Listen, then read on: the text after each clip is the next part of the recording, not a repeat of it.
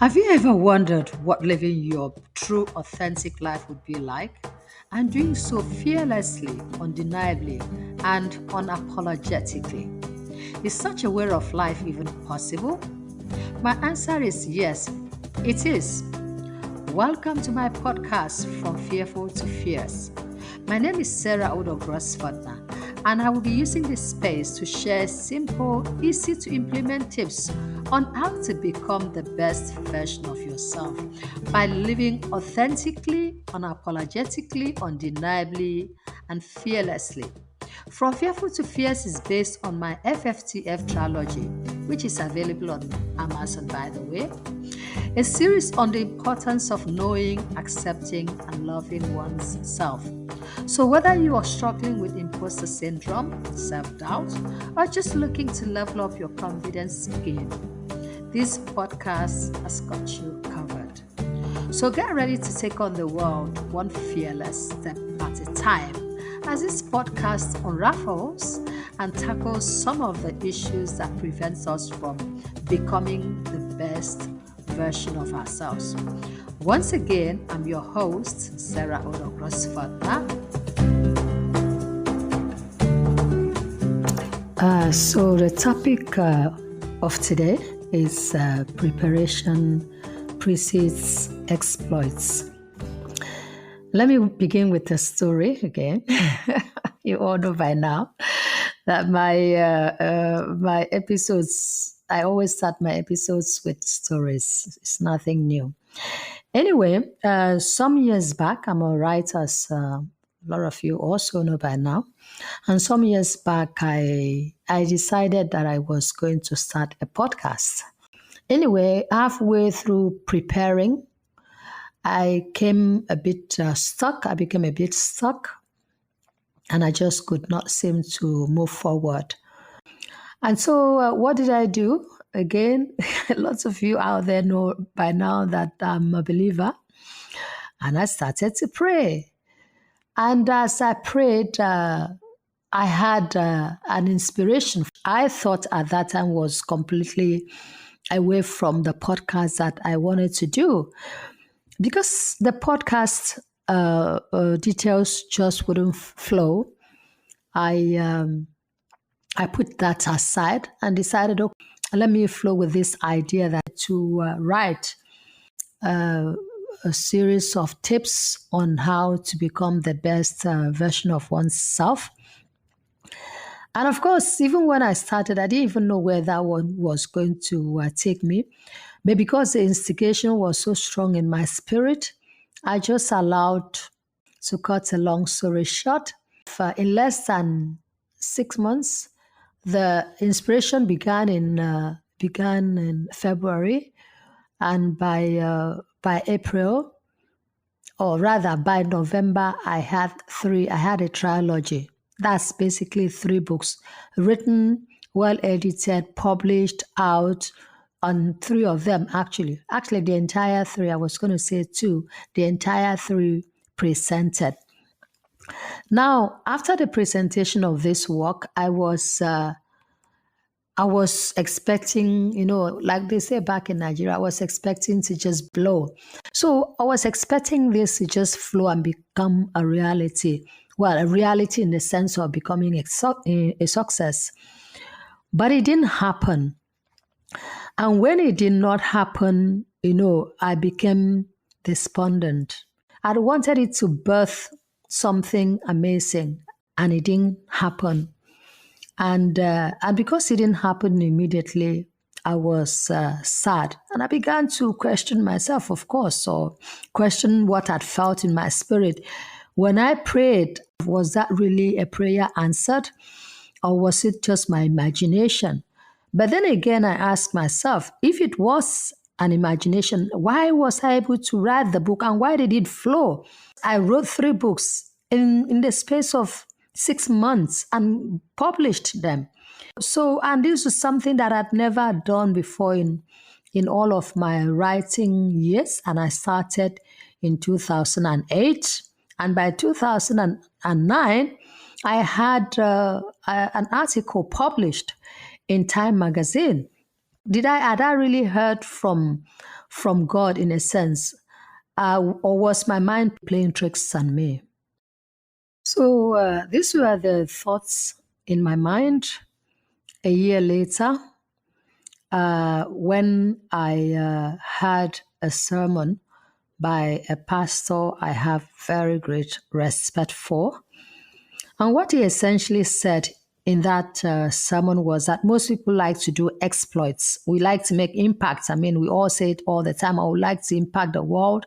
I don't want to just come into the world like I came to watch people. I want to do great things. We like to, or we would like to do great things. And so the pastor said that what he essentially said that was that most people like to do exploits without first gaining the capacity required to do those exploits. Right there and then, my spirit picked that up, that most people like to do exploits without first gaining the capacity required to do those exploits.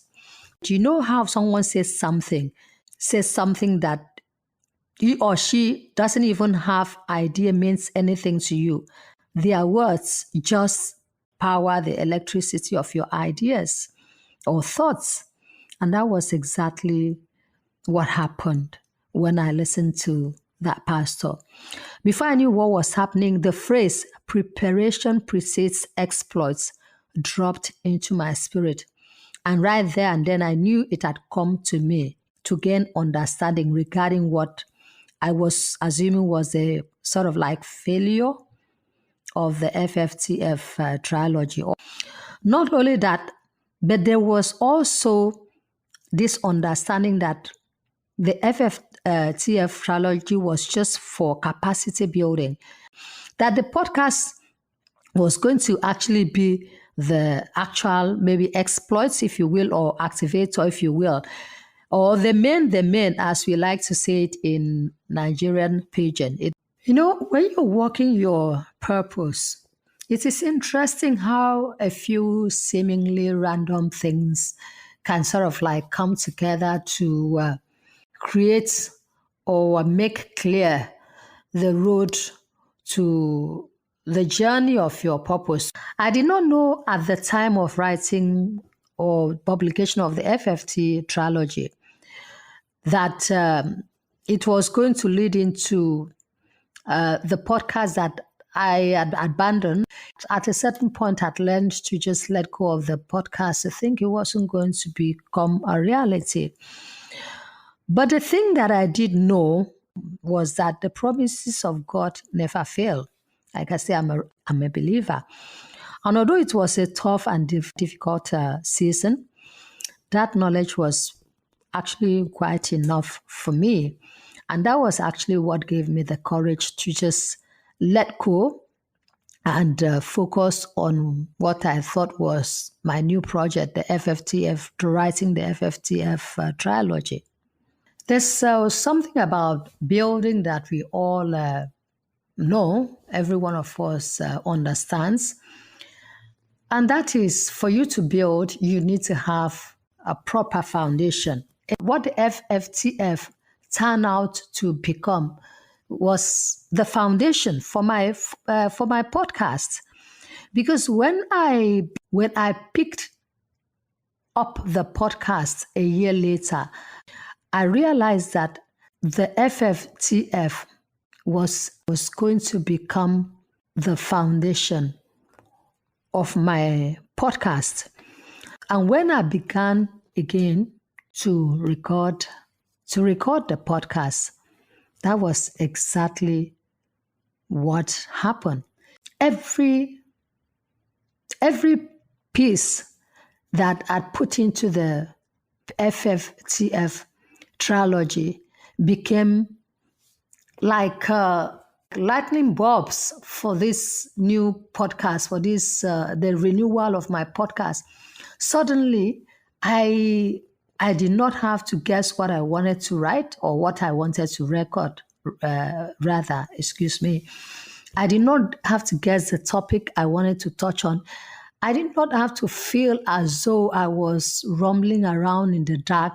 I knew exactly where I was going with my podcast, who my audience was going to be, and how I was going to reach that audience.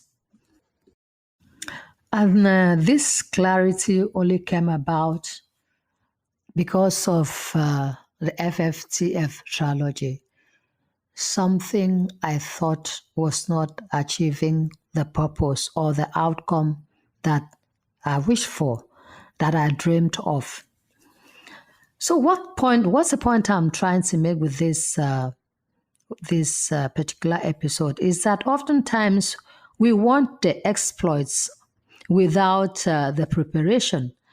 And sometimes, even when we are preparing, we really have the foresight to distinguish between capacity, which is meant to prepare and empower us to succeed at our exploits, and the actual exploits itself, or the actual exploits themselves.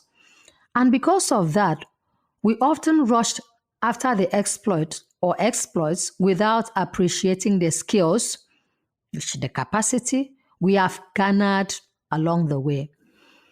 This was, of course, exactly what happened in my case.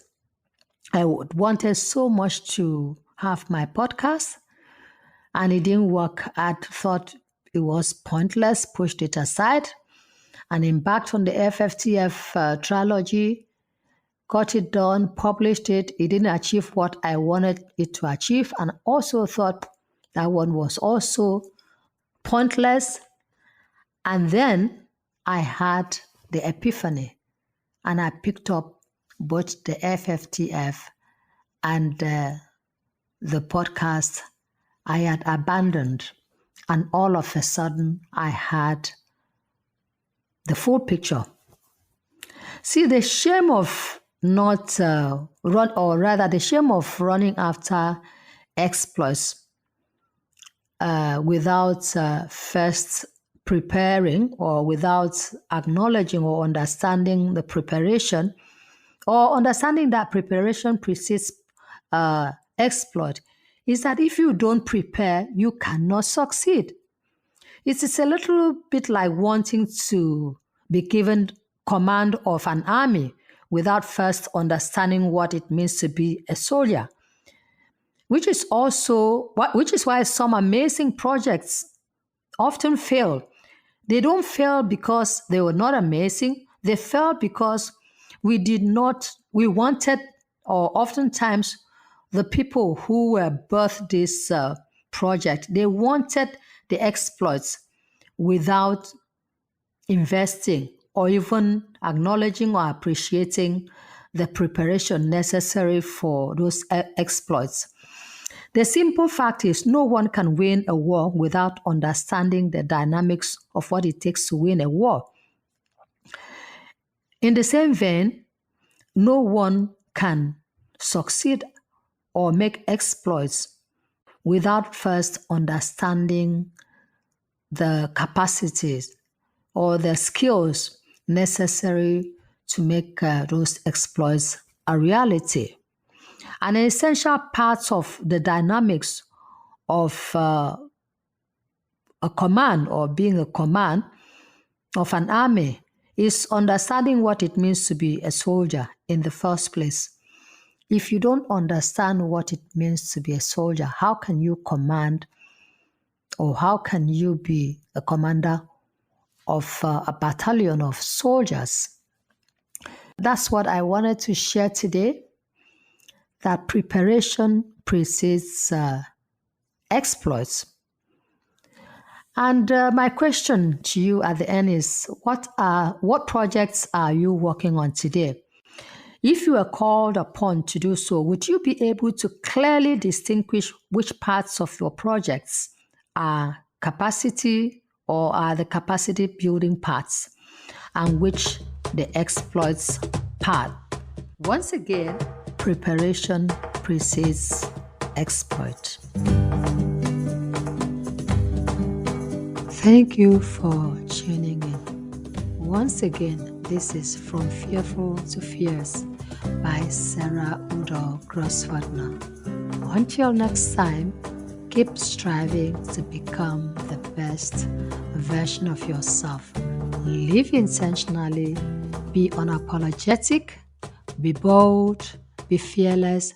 Before I forget, don't forget to subscribe to my podcast, like the different episodes, and press the notification button so that when I bring out new episodes, you'll be notified.